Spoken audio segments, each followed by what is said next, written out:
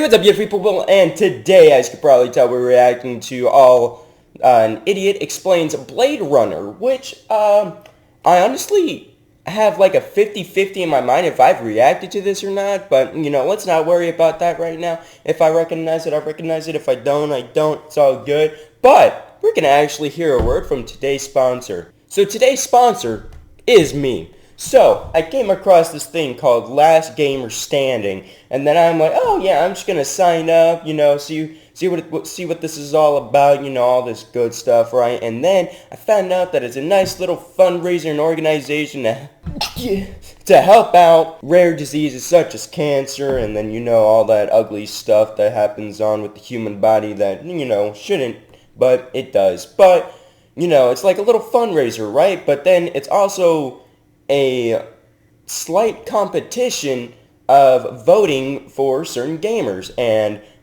when you automatically sign up, I guess you automatically join the competition, and I'm currently in 6th place in this competition at the moment, and first place prize is around $25,000, which if I win will automatically go back to you guys and all my videos and all that good stuff. And so I will be putting the link in the description for that, so you can either vote one or two ways. One way is just a simple phone number. So what I mean by simple phone number is that as soon as you put your phone number in, it sends you a verification code, and then you put that verification code in, and bam, you just voted. And then the other way is donating to the charity itself. Every dollar technically counts as a vote for me, but the main purpose of this is to vote for the charity. So if you do end up giving money to the charity, make sure your purpose is for the charity itself, not just to vote for me. If you're just voting for me if you're just spending money just to vote for me, then please don't vote for the charity. But without further ado, let's get into today's video. But before I actually forget, the link of this will be in the description below and in the comments below, so please be on the lookout. And you can actually vote once a day, I believe. And let's actually get into the video this time. Oh, this is looking beautiful already. Welcome to Cyberpunk 2077. Welcome to Blade Runner 2049. First Nice. off, we got text. This one's gonna make me read. Okay, I'll break it down. So there's a company called Tyrell that made human replicants to serve humans, but the replicants got pissed off and revolted against the humans, and Tyrell went bankrupt, and the world went to shit in 2020. I really like how Marvel movies predicted that everything would go tits up for the world in 2020. A little while later, some company called Wallace Company came over and bought Tyrell, bought his remains, and made some newer models that actually obey humans, and sent the newer models to kill older models that don't obey humans and call them Blade Runners, okay? The movie starts with an eye shot in California. Flying car right. I finally figured out why I thought I watched this video. It's because I just recently watched the movie like a few days ago. Gosling, and he's a Blade Runner. He rolls up on this old messed up farm where Drax lives, farming fucking bugs, and Drax goes into his house, sees Ryan Gosling there, puts on these tiny ass glasses. Man, his head is massive. Ryan's like, I'm sorry, it had to be me. See, Drax is one of the older models, and Ryan's here to bust a cap in his ass. But Drax strunk crunk, and he bangs the shit out of him. Not sexual. He bangs the shit out of him through a wall. They fight it out a bit, and Ryan gets stabbed and scans his barcode in Big Head's eye. Then Batista goes, you newer models are all shit munchers. You've never seen a miracle. Then Ryan puts Big Head down, rips his eye out, scans it in his car, and his boss tells him to get back, but he's like, just a second, sees this flower on this dead tree and gets his drone to scan it. It finds a box underneath the ground. Batista is like that one actor you see, you figured out you actually seen him in a lot more movies than you actually do. And the host like, I'll send a team over and I'll come back, bitch. And he flies back to the large ass penis department where he gets his baseline test where someone goes, have you ever been in an institution? Cells. Do they keep you in cells? How hot is Emma Stone? Very. What's it like to hold a child in your arms? Interlinked. Do you have hemorrhoids? Say my ass fat regardless 3 times. My ass fat regardless. I think this is a test to see his vitals and blood pressure to see if he's lying and still beating and shit. And he passes that test and makes his way over to his house, and nice to see that 100 years old Beale's still alive. People call him names like Skin Job, which is like the N-word of this movie. Wait, so does that mean that Skinner is the hard R? I'm just curious. Anyway, he cleans up and super heals his wounds because future technology, and starts conversing with his girlfriend or something, and for the longest time we can't see her, which makes me think that she is some sort of computer program, a robot thing, and she turns out to be a hologram. Fucking called it. She also made by this Wallace Company, and he got her this mini hologram thing that's made with a bunch more movie signs that will finally allow her to leave this house that she's fucking bound to with him. First place they go to is the roof, and they try to have a touching moment in the rain. Well, as touching can be, he can't physically interact with her. The bitch is made of fucking photons. But right in the middle of sexy time, she freezes because his boss sends him a message and cock blocks him. I know that they're both robots, but why? What a bitch. Can a man kiss his hologram girlfriend in peace? Shit, man. Naked people. Ryan's at the lab, at its forensic lab or something. They got the box out of the ground and got some skeletal remains in it of a female, and they think that Drax killed her and buried her. But actually, it turns out that she was pregnant and died in childbirth, and they had to do an emergency C-section, and there's scars on her bones and shit. And they keep zooming in on the scar with the super zoom, infinite zoom CSI lens that just keeps going. Then after a while of zooming, they stop, and Ryan's like, let's zoom in some more. And he goes down to the fucking molecular level zoom or some shit and finds a replica model number. And I thought model numbers were just on the eye or other specific parts of the body, not just down to fucking DNA level. Like, he found a model number inside the scar. Does that mean it's everywhere? You tell me if I zoom in hard enough on a replica's micropenis, I'll find a barcode? Doesn't matter, Madame. That's exactly what they're saying. Mom's like, pregnant replicant, this is bad, no one can know this. And she tells him to erase all traces of this case, even the child, the miracle child, has been born by a fucking replicant. And he's like, dang, I never killed anything that was born before. It's like it has a soul. My idiot self said earlier that I called that guy a robot. No, whatever he is, whatever he you've is. been getting on fine with that one. Hurtful much, you fucking cum dumpster? Then we cut to casual product placement. Ryan flying around over some Mongolian throat singing goes over to what I think is Wallace Headquarters Corporation on Earth. I can't tell, because someone thought it was a good idea to put dark red on a dark background. Jeez, take a fucking design course for fuck's sake. And what does the inside of this building look like? Shit, fucking clogged up I may or may not did that a few times. You guys can confirm this. urinal, bro. What the whatever. Ryan gives this neo-Nazi a sample of the dead replicant's hair to find info about her in the old Tyrell files. Turns out she's pre-blackout, which means pre-2020, and information that far back is thick milky. I liked it. I'm gonna use it. Nazi takes him to see if they have any information about her, but not much, and Wallace's replicant assistant, Love, comes over to take him deeper into the belly of the beast that is data storage, and they find an old recording of Rachel, the dead replicant, getting interviewed by this officer dude called Officer Dickhead, and Ryan senses some flirtation PlayStation in the interview, so he goes over to Officer Dickhead's old partner, Mexican KFC guy. I'm very original with my naming, as you can tell, and Ryan finds out that Officer Dickhead was a replicant, and he is quote-unquote retired, which according to this movie can mean anything from fucking dead to fucking hiding. Then we cut back to the Wallace urinal building. Love walking around to meet Mr. Wallace himself, who's okay. I'm sorry. This is literally what the inside of a urinal looks like. This is not water. This is pee. Who designs this crap? So she tells him that the new model is ready to be reviewed by him, just like stuff is designed in many ways. Is it practical? No. He asks, and we find out who Wallace is. It's a very cryptic, pedantic, and blind Jared Elneto. Then a nude woman drops out of a sack of mucus, and Jared yucky ewies around her a bit, then wants to take a proper look at her, so Love connects his chip to his brain, which allows him to see with these flying drones, I guess. Wait, he wasn't wearing that shit in the pee room he was in? I get it, blind folk can really memorize their surroundings and walk around normally, but do you see those walkway steps he had? Isn't he even a little bit afraid of stepping in all that piss he has laying around? Whatever, we get a close-up of ass and titties. I'm a child. Wallace stabs a naked bitch and makes out with her while saying, I cannot breathe them, so help me, I've tried. We need more replicants, more than ever before. Millions, so we can be trillions more. I could storm Eden and retake her. What the fuck does that mean? I mean, I get it, dope. He wants to breed more replicants, not manufacture them. I mean, he doesn't have the tech to build a fertile replicant. Okay, but what the fuck does arcane Eden crap mean, you ambiguous cunt? Doesn't matter, so Tyrell perfect. Wait, okay, there's text at the top. What the fuck does arcane Eden crap mean? Does he mean he'll have an army big to take over heaven? I mean, you ambiguous. Maybe. Doesn't matter. So Tyrell perfected knows? procreation, then the tech was lost to the ages, and now Wallace wants this miracle baby to dissect it and see what makes it tick, how to make fucking babies using replicants and shit, okay? Cut to the bustling city center. Ryan looking at some pictures of a dead tree. Then this lady in black comes over and tells these hookers in front of the space-age brothel to go find out what he knows, and they go over there like, oi, fancy a toss job, mate? No thanks, so they have a hologram hooker. Then he goes over to Batista's house to make an investigation, and inside a malfunctioning piano he finds a box with a baby sock and a baby picture in it, and at the tree he finds a bunch of numbers etched into the bottom of it, which triggers a flashback memory, and he freaks out. And it's crazy to think that the cops who came up and sealed this place up didn't do any proper search at all to find these pictures in the fucking piano, no, they really or even look at this fucking number at the bottom of the tree that wasn't even hidden with some dirt. Like, it's visible, you can see. All he did was swipe some fucking gravel and he found it. Oh, man, the LAPD blows at this forensic detective shit. Anyway, he lights everything on fire. Bro, regular cops always suck at solving anything. That's why they actually get the driven people to become detectives and all the other stuff. Regular cops are kind of almost useless when it comes to solving more than arresting a person on a spot. To get rid of the evidence. Meanwhile, Love broke into the LAPD to steal all the bones of Rachel and kills this forensic bald idiot. Now, you know what's even crazier? That Madam Wunsch, police officer, boss person, this dude, okay, didn't immediately get rid of the bones as soon as she gave the order to erase all evidence of the shit. What an absolute cumloid. Anyway, she shows up at Ryan's house like, forensic dude's dead and the bones are gone. We're fucked, Ryan, we're fucked. And he shows her what he found, but she still ain't happy and starts drinking. And replicants had all these childhood memories put in their brain to make them more human and shit, and all these memories are fake. And she asks him to share one of these memories with her, although they're fake. And he shares this memory with him running away from a group of bitch-ass bully boys trying to take away his wooden toy horse from him. So he hides it in this old dark furnace, and the kids find him, and he has the shit kicked out of him. Why is he the only one with hair? Is it because he's the anime main character and he has to stand out? Don't matter. Small talk's over. She finishes. That's exactly off. Ryan goes to look through the DNA data info, whatever, of kids born on 6/10/21.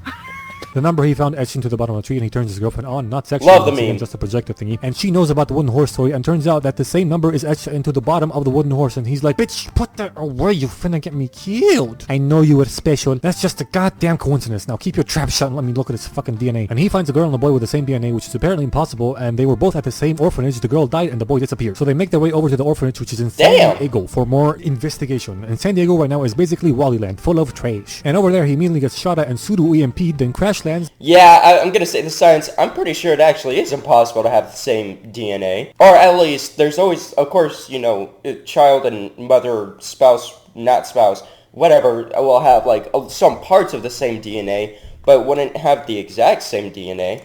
Damn, a Peugeot must have really stepped up their build quality for the shit cancer survival running like that. Anyway, people show up and try to break into his car, but he has ninja skills and fights them off and has standoff with them. Then they get orbital cannon by Love, bitch playing GTA 5 online, sitting in her apartment, shitting on people with her modern money, fucking pathetic. Anywho, she does that to protect Ryan so he can do his job and find the kid for them, but the kid is almost 30 years old by now, right? How does she know that the kid did not stick around near the vicinity, at least in San Diego, and become a shit-dwelling peasant like these guys, and she's not just killed the miracle kid? Doesn't matter, Ryan's good and he looks up like, no, okay, who knows? I guess. Then goes over to the orphanage. Boys are bald, girls got hair, and they get their grubby little hands all over him and lead him to their caretaker. This asshole that got them doing child labor 24/7, what a fucking cunt. Ryan shows him his badge and he's like, I'm not here to shut you down, I'm just looking for a kid that came through here almost 30 years ago. Nah, dog, I know nothing.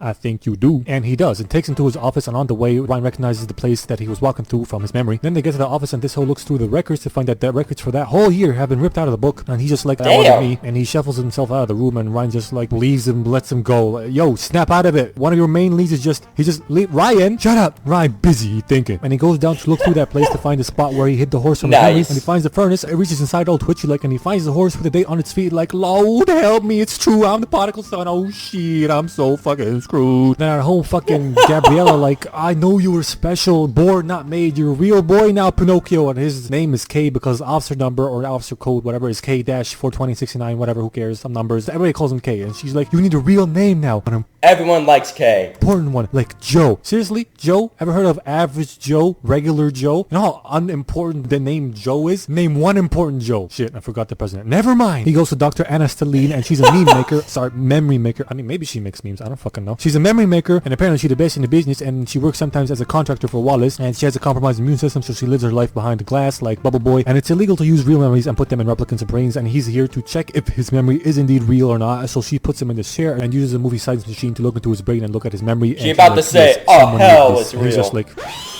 And he gets arrested and taken back to base to take the baseline test, and he fails it with flying colors. And Madame Wunsch is like, why the fuck you dicking around the upgrade center, and why the hell is your baseline so off? So he tells her that he found the miracle child and killed it, and maybe that's why he's so off. So she's like, I get it, and she thanks him for his service and tells him that she's gonna give him 48 hours to get his head straight and come back for another baseline test. If he fails that, then he gets home to a chum bucket. After that, he goes home to his holographic sex doll, which has brought over a real sex doll for Ryan, aka Joe, aka K, to have actual physical panky wanky time, saying that she wants to be real for him. So Light Hooker stands on top of real Hooker and syncs up her movements with her real Hooker movements, and they start having sexy times with Ryan, and you know what? Not the weirdest point I've ever seen. Next morning, titties. Real Hooker puts a pill in his jacket and leaves. I think that's a track. What the hell have you been watching, hi boy? The hell you been watching?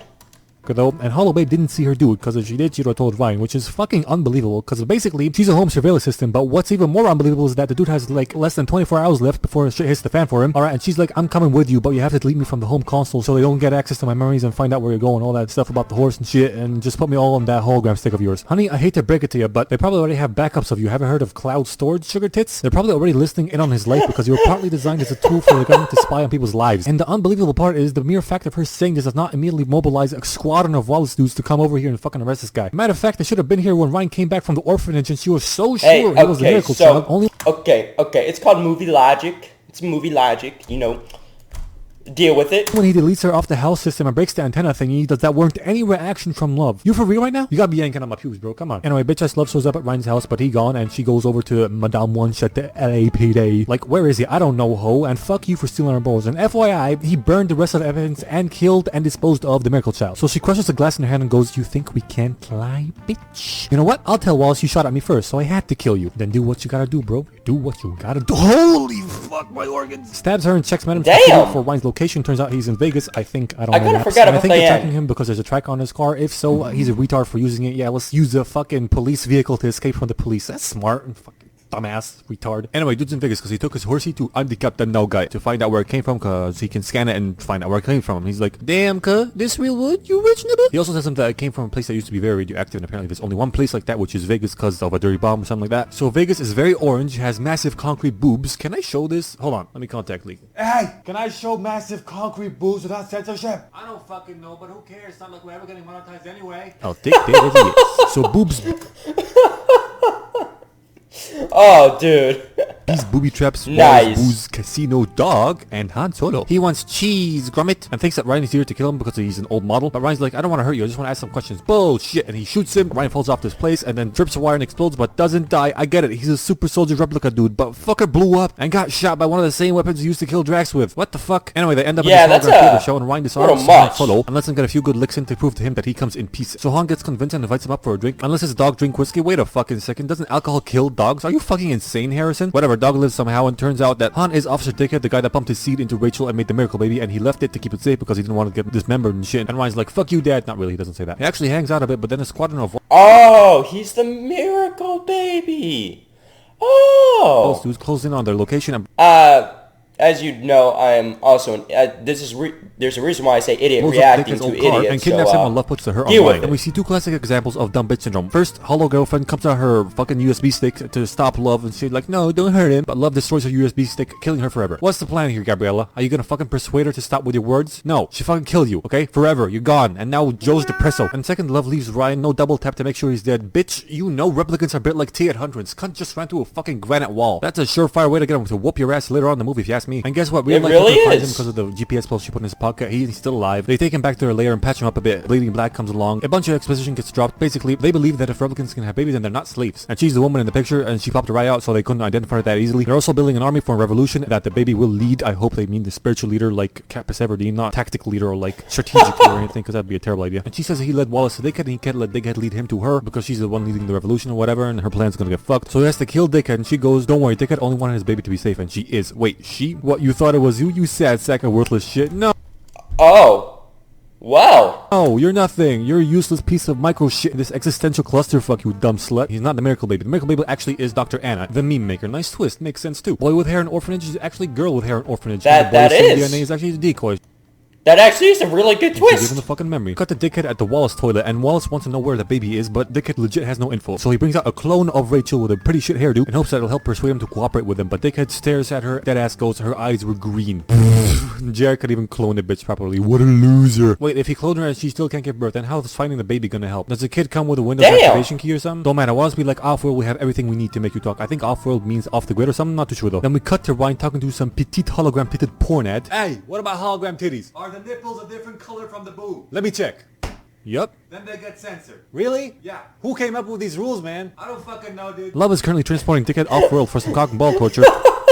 But Ryan shows up and shoots down these two escort cars and makes them crash land into the shore of this dam or whatever. Ryan and Love trade a few shots and trade a few blows in hand-to-hand combat. Then she stabs him and gives him a smooch. Trust me, not the weirdest porn this guy's had. Am I right? Huh? Okay, I can see you're busy. She's like, "I'm the best one." Dives it to save Dickhead because the car's going into the water and he's drowning. Then Ryan shows up again, puts her in the chokehold for the ages. She's never gonna learn how to double tap. Fucking put her down, Ryan. Put that thought down. She drowns and we got the shot of her through the water. Although the water is nowhere near still enough for us to get the shot. Ryan saves Dickhead and he goes like, technically speaking, officially speaking, biologically speaking, all the speakings, you died out there. Okay? Okay, great. Now let's go see the daughter. Takes him over to her lab, gives him the horsey and tells him to fuck off. Guy sits down, fizzle out the shit, and the movie ends with Dickhead meeting his daughter. This movie gets 69 bugs out of 70 glitches.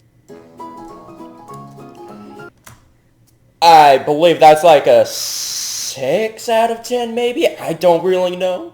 Haven't watched a High Point a good bit, but damn, that was pretty funny. And then, of course, it's always a great video because it's High Point and all that stuff, and I guess do all the stuff I said in the beginning, you know, Remember, guys, that's $25,000 that we could potentially have that I will be spending at least half on you guys.